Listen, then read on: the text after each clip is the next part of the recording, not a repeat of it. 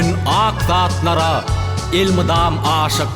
Halkımıza bağ teçilsin aklığın, ak niyetler bilen asırlar aşıp, aşka vadım dünya doğursun pekligin.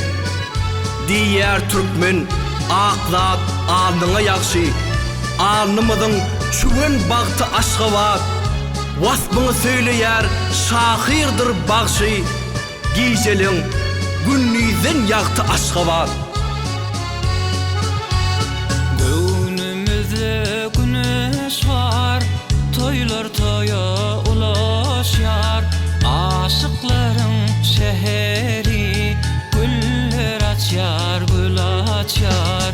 Gözür sevgi sehrası, bilint yarın ahlası. Sen batımın dünyada, şehrimizin şöhreti. Aşıkların şehrine bağıt var gülün nuruna. Toylar toya ulaşsın arkadağın yurduna.